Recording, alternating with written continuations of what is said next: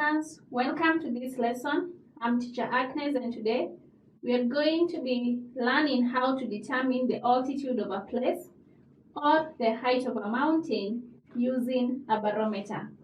In our previous lesson, we learned about a simple mercury barometer that when placed in the atmosphere of any region, the mercury rises to a certain level, and after that, we are able to determine the atmospheric pressure of that region.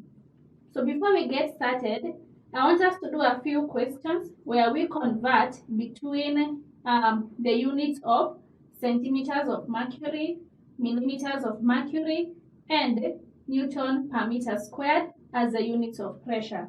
So in the first question, we are going to convert, we are going to convert 74 centimeters of mercury to Newton per meter squared.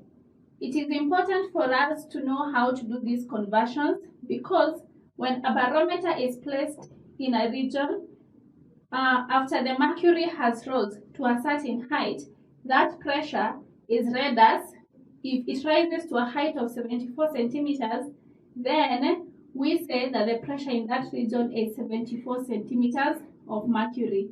But what if you want to know the value of the pressure in Newton per meter squared? How do you do that? Now, we already know that this 74 centimeters is the height of mercury, okay? So the height in this case is 74 centimeters, and since we are dealing with mercury, we will use the density of mercury, which is 13,600 kilogram per meters cubed. And because we are on Earth, we will use the gravitational force value to be equal to 10 newtons per kilogram. Now, we are now going to calculate the pressure given these details. So note that you have gotten the height from here. The density, we are using the density of mercury because this is the height of mercury in a barometer. So we know that pressure due to liquids is given by height times density times gravitational force. This will be equal to height, which is 74 centimeters. So we need to convert that to meters. So this will be equal to 74 divided by 100 times 13,600, which is the density of mercury, times 10, which is the gravitational force on Earth. So if we cancel these out, we will now have 74 times 136 times 10, which is equal to 640 newtons per meter squared. So now you see we have been able to convert from centimeters of mercury to Newton per meter squared or to pascals. What about when you have the pressure given in millimeters of mercury? How do you convert that to Newton per meter squared? Now in this second question, we are going to convert millimeters of mercury to Newton per meter squared. So convert 700 millimeters of mercury to Newton per meter squared. Now I need you to ask yourself, given the knowledge that we know from the previous question, what does 700 millimeters represent? Now 700 millimeters represents the height of mercury. So the height of mercury in the barometer is 700 millimeters. Now since this is 700 millimeters of mercury, then which density are we going to use? We are going to use the density of mercury, which is 13,600 kilograms per meters cubed. Okay? Then we are going to use the value of the gravitational pull on Earth, which is 10 newtons per kilograms. So now with this, we can calculate the amount of pressure in newtons per meters squared that is shown when mercury rises to a height of 700 millimeters. So we know that pressure is equal to height times density times the gravitational force. Now the height is 700 millimeters, but we know that we have to convert the millimeters to meters. So we divide by 1,000, multiply by the density, which is 13,600, times the gravitational force, which is 10. So if we cancel out the zeros, then we have 7 times 13,600, which is equal to 95,200 Newton per meter squared. So whenever you are given your pressure in terms of centimeters of mercury or millimeters of mercury, then you can determine the actual amount of pressure in terms of Newton per meter squared or in terms of Pascal by applying the formula of calculating pressure in liquids, which is height times density times gravitational force. Now, what if you are given pressure now in Newton per meter squared and you are required to determine its value in maybe centimeters of mercury or millimeters of mercury? Let us do one question on that. Now, in this question, we are going to calculate the height of mercury in a barometer in a place with a pressure of 100,000 Newton per meter squared. The density of mercury is given as 13,600 kilograms per meters cubed, and the gravitational pull is 10 newtons per kilograms.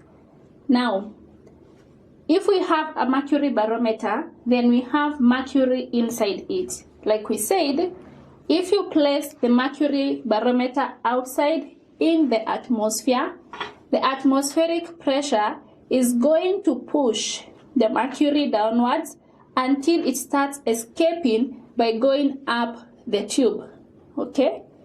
So, the mercury rises in the tube based on the amount of pressure, atmospheric pressure, that is pushing it downwards. Alright? Now, if the pressure of this place is 100,000 Newton per meter squared, then how high will the mercury rise in the tube? That is a height that we are looking for. So we know that pressure is equal to height times density times gravitational force. So we already know that the pressure is 100,000, which is equal to, we do not know the height of mercury in the barometer. In fact, that is what we are looking for, times the density of mercury, then times 10. So 100,000 will be equal to 136,000 H. Now, since we need the height, we divide both sides by 136,000. Okay, and then we will obtain our height to be equal to 0.74 meters. So the height of mercury in the barometer will be equal to 0.74 meters. So if you need to express this pressure in terms of millimeters of mercury or centimeters of mercury, then you use this height. So if we want to express to centimeters of mercury, then we can convert 0.74 meters into centimeters by multiplying by 100. We will get the height to be equal to 74 centimeters.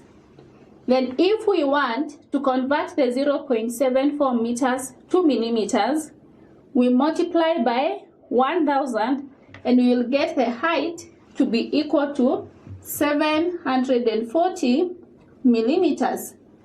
Now this is the height. So if you want to give the pressure, then we will say that the pressure will be equal to 74 centimeters of mercury. And if we want the pressure to be in millimeters of mercury, then we will have it equal to 740 millimeters of mercury. So I hope you have learned how to convert between Newton per meter squared and centimeters of mercury or millimeters of mercury. Now here is a bonus point.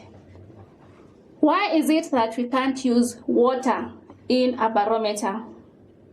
Why is it that we can't use water in a barometer?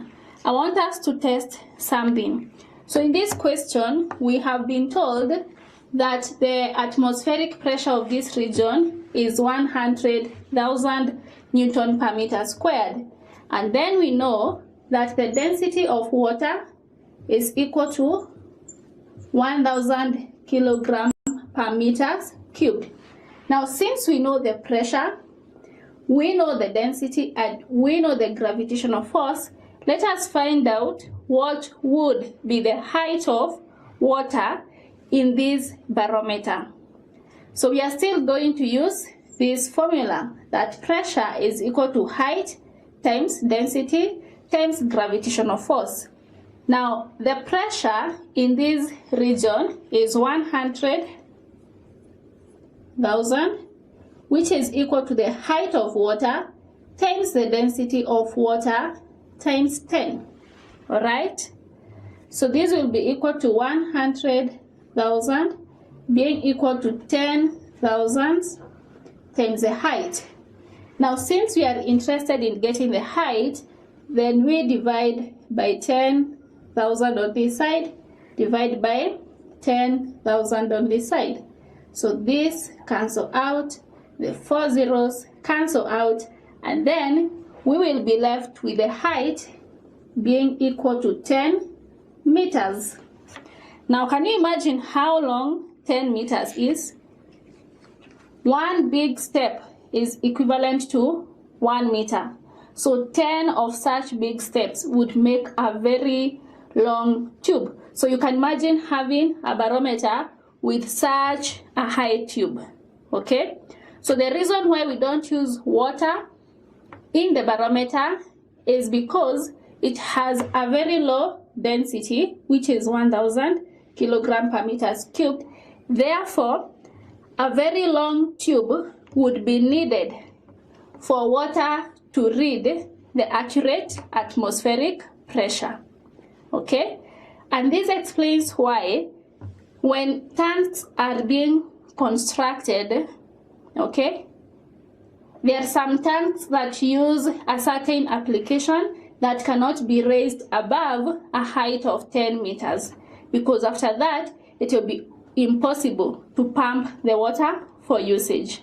However, at the end of the topic, we are going to discuss the applications of pressure, and we are going to discuss that in more details. So now, since we have known how to convert, we are going to see how now this barometer can be used to determine the altitude of a place. If you have this terrain here, and then we have a sea here, okay, this is the sea. Now the point where the sea ends at this level is what we call the sea level.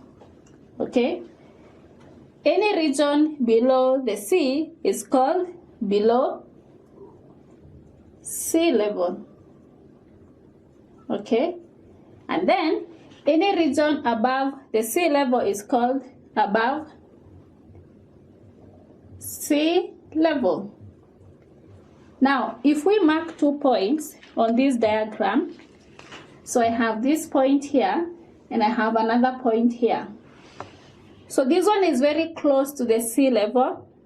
This point here is far from the sea level. So between this point A and this point B, which one has a higher altitude? Point B has a higher altitude. So altitude is the height of a place above the sea level.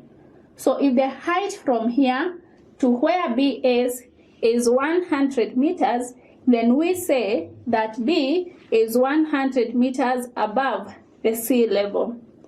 When we talk about the height, we don't mean this distance, okay? We mean, okay, if you bring this here, this height between the sea level and the level of town B, for instance. So this represents the height of town B from the sea level. And that height is the one that we refer to as the altitude of B. Now I want us to imagine that this line here is the end of the atmosphere. So if you look at where B is, there's a region above B that has the atmosphere, okay? When you look at A, the region above A that has the atmosphere is the whole of this region. So you realize that the atmosphere above A is more than the atmosphere above B. So will the atmospheric pressure in these two regions be the same? Remember, atmospheric region relies on the atmosphere, relies on the air in the atmosphere. Now region A has more air in the atmosphere than above it than the place B, which means that the atmospheric pressure on A is greater than the atmospheric pressure on B. Let me repeat. We said that atmospheric pressure is a pressure exerted on the surface of the earth due to the weight of the air column above it. So the air column above A is big. Therefore, the atmospheric pressure above A is more than the atmospheric pressure above B, where there is a very small column of air. All right? Now the difference in the atmospheric pressure is brought about by one height. So I want you to observe here. Now this is the level of the height of B. You notice that on this level we have this column of air and we have this column of air which is the same. But A has this column that is not present in B. So this column of air is the one that brings in the difference, okay? This column of air is the one that brings in the difference. Now the best way to understand this concept is by using a question. So we are going to attempt one question so that we can see how does this column of air that is above A and is not above B, how does it bring in a difference in the atmospheric pressure of the two regions? Now in this question, learners, we have two regions. We have A and B. A is a sea level and B is just maybe a town, okay? The question requires us to determine the altitude of B, meaning how far is B? What is the height of B compared to the sea level? We have been given the value of the pressure at region A, which is 76 centimeters of mercury. This implies that when the barometer is placed on region A, then the mercury in the barometer rises to a height of 76 centimeters. Then we have when the mercury is placed in region B, the mercury rises to a height of 70 centimeters. So you see there is a decrease because we said the higher you go, the less atmospheric pressure there is. Then the density of mercury is given as 13,600 kilograms per meters cubed. The density of air is 1.25 kilograms per meters cubed. And the gravitational force is equal to 10 newtons per kilogram. Now going back to the explanation that we have just discussed, if this is the final part of the atmosphere, then we have a column of air above A which begins from here all the way to here, okay? Then we have a column of air on B which begins from there to there. So if you compare this, there's a difference in height. There's this height of air column that is above A that is not above B. Because if you check this column of air above B, it's also above A. But then there's this column of air above A that is not above B. And this height is also the height of B from A. So if we are able to determine this height, then we will have found the altitude of B from A. Okay? This column of air, which is above A, represents the altitude. The height of this column of air is the same as the altitude of B from region A. So first of all, we will need to get the pressure difference, because the pressure difference is being caused by this column. Okay? So the pressure difference is going to be equal to the pressure at region A is 76 centimeters of mercury, and the pressure in region B is 70 centimeters of mercury, and this will be equal to 6 centimeters of mercury. That is a pressure difference. But for us to be able to proceed, we will need to convert this pressure from centimeters of mercury to Newton per meters squared, which is what we have just learned. So pressure is equal to height times density times gravitational force. Now the height is 6 centimeters, so we divide by 100 to convert to meters, times the density of mercury, which is 13,600, times the gravitational force, which is 10. Now if we cancel out the zeros, then we have 136 times 6, which is equal to 8,160 pascals.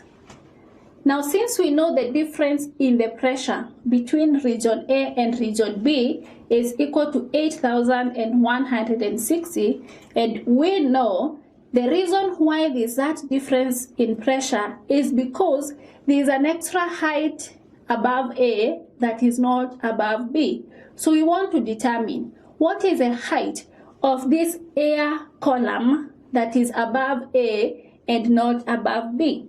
The height of air column that is causing this amount of pressure.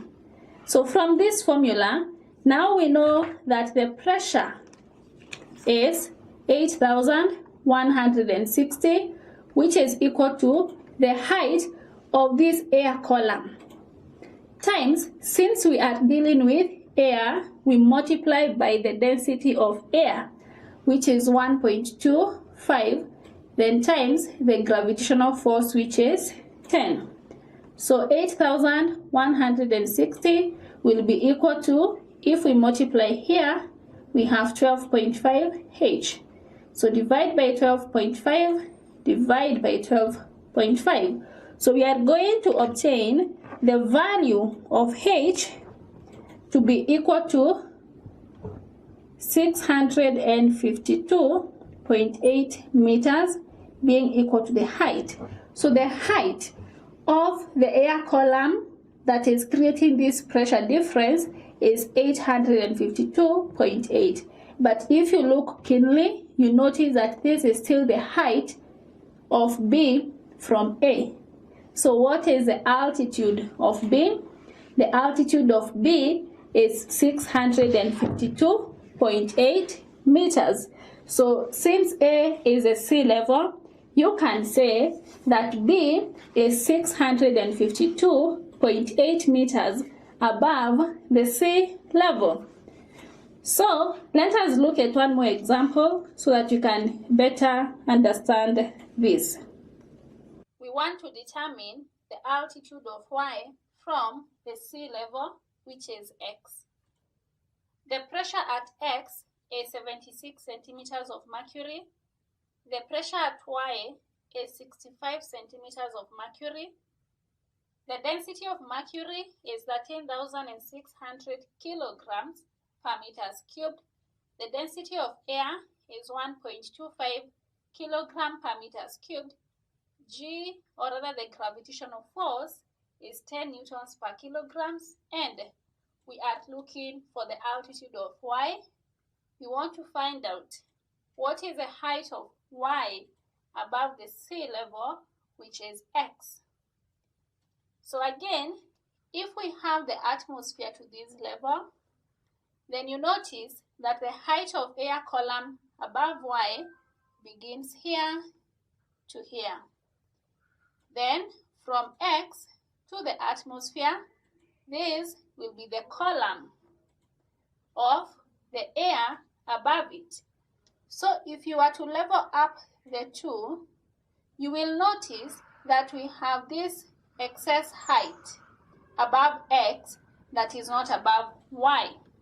And it is for this reason, or it is because of this column of air, that there is a pressure difference between the two regions. So pressure difference is as a result of this height of this air above x that is not above y. So the first thing that you are going to do is to determine the pressure difference. So the pressure difference will be equal to 76 centimeters of mercury minus 65 centimeters of mercury, which gives you 10 centimeters of mercury. But we need to be able to know how much pressure is this. So we know that pressure is equal to height times density times gravitational force. Now the pressure will be given by the height of mercury, which is 10, but since we have to convert that to meters, we divide by 100 times the density, which is 13,600, times the gravitational force, which is 10. So we can divide this and obtain 10 times 136 times 10, which is equal to 13,600 Newton per meter squared. So this is the pressure difference between the two regions. But what is causing this pressure difference? The height, okay? This height of this column of air is the one that is causing the pressure difference. So we want to determine how high is this column of air that is causing this amount of pressure. So pressure in this case is 13,600, which will be equal to the height of the column of air, which we don't know, which is what we are looking for, times the density of air, which is 1.25, times the gravitational force, which is 10. Now 13,600 will be equal to 1.25 times 10 is 12.5 times the h. So we divide by 12.5, we divide by 12.5. When you divide this, you get 1,196.5 meters being equal to the height.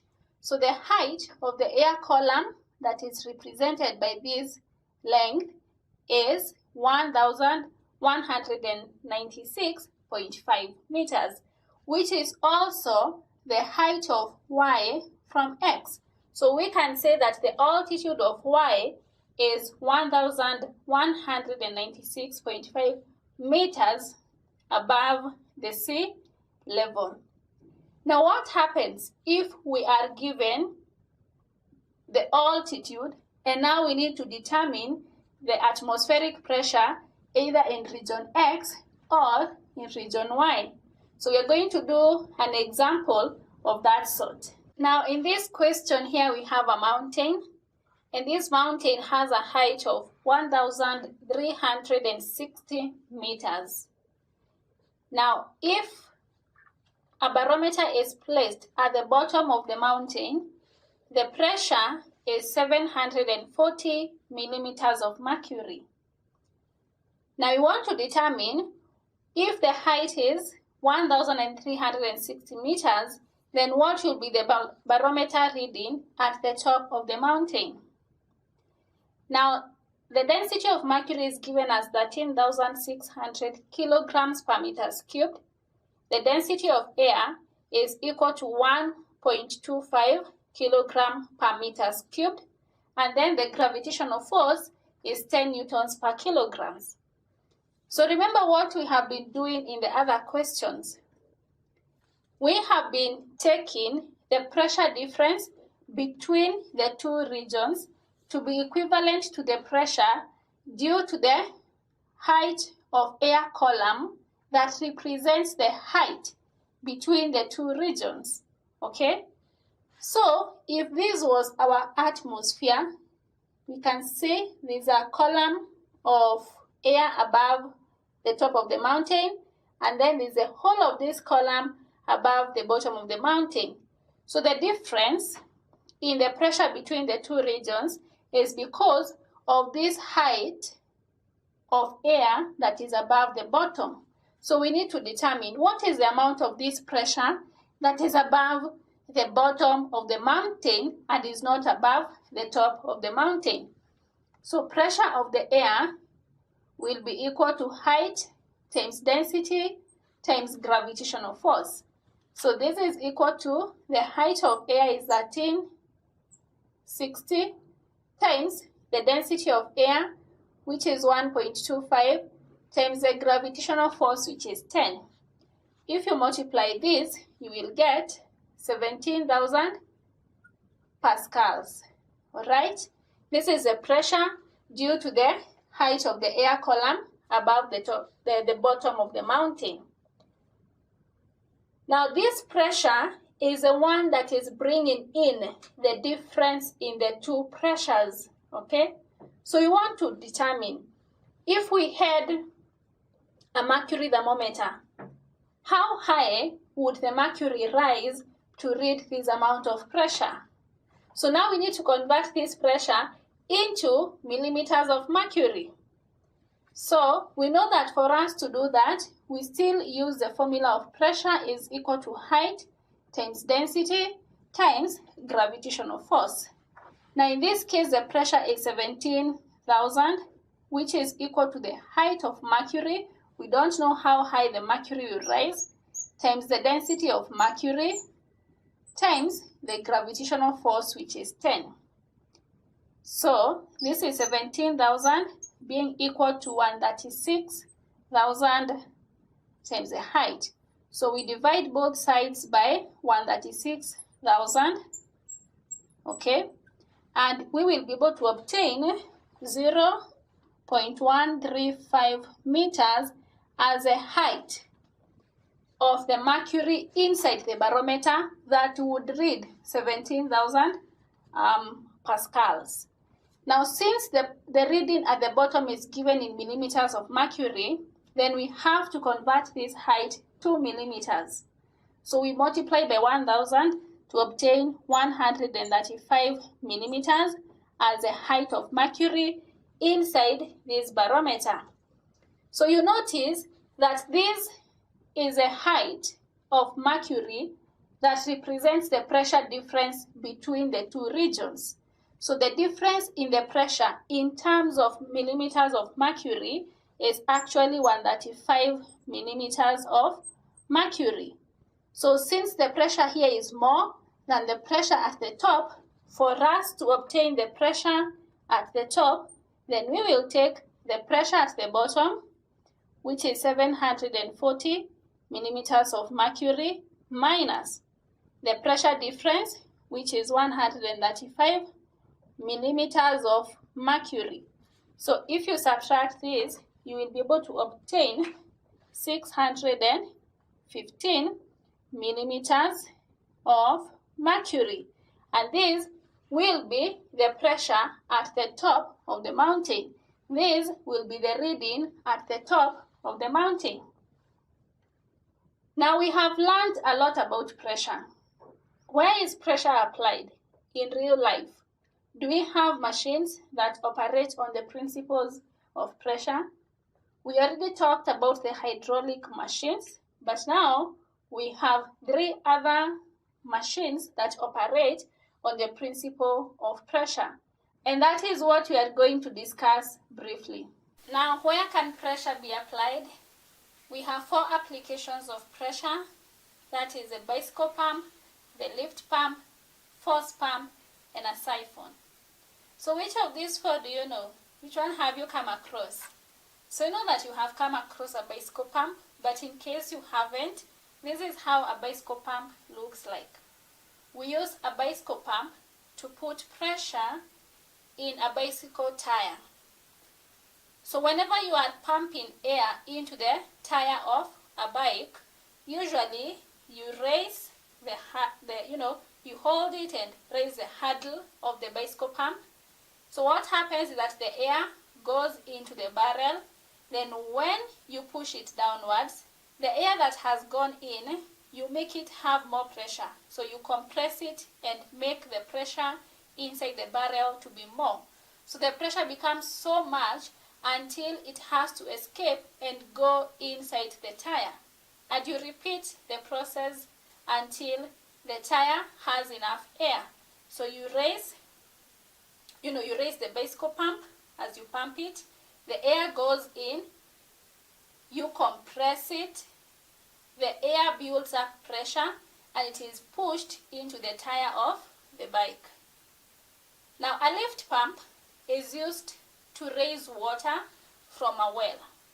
So for us to understand this better, we are going to watch a video that will show every step of how a lift pump works.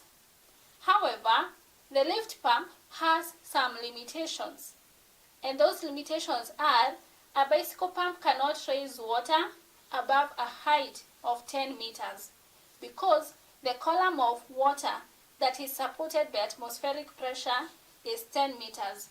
Do you remember when we calculated the height of water that would fit in a barometer and we found this to be 10 meters?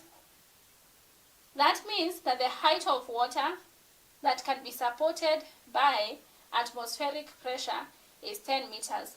Therefore, a lift pump cannot pump water beyond 10 meters. It also experiences some leakages because, as you will see in the video, when you use a lift pump, it has valves, okay? So in the valves, there can be leakage of water. And to ensure that that does not happen, a force pump was invented. So a force pump is just an improvement of the lift pump. So at this point, we are going to watch a video and get an understanding of how both the lift pump and the force pumps work.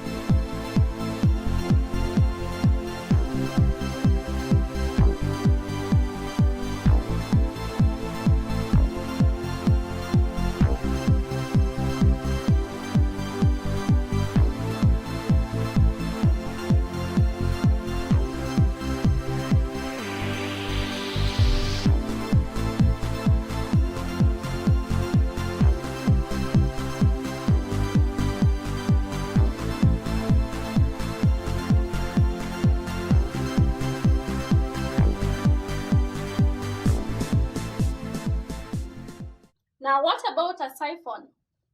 So you may have seen, let me ask you, if you were stuck somewhere in a desert and your car ran out of fuel, and then that means that you don't have access to a petrol station, and then you see another person who is also in the desert, but they have fuel in the tank of their car. How would you transfer fuel from their car to your car? So if you have a pipe, then it is possible for you to transfer fuel from one car to the other. Now you only have to make sure that one of the cars is in a higher position than the other one. So if you have two containers here, okay, and then this one at the higher position has a liquid, then it is possible for you to transfer the liquid to the container at the lower position. But for a siphon to work, the container with the liquid has to be on a higher ground than the one being emptied to. So you cannot have one container here with the liquid and another one here without and then empty into it. This is not possible. The one being emptied into has to be on a lower level. The other thing that you have to do is to fill the pipe with the liquid first. So what most people do, in case you are ever stuck somewhere without fuel, then one of you would have to put the pipe in the tank with the fuel, then suck the air out until the fuel begins to flow, and then it would continue flowing in to the tank of the other car. So those two conditions must be met. That one, the liquid must first be made to flow in the pipe, and the container being emptied to must be in a lower position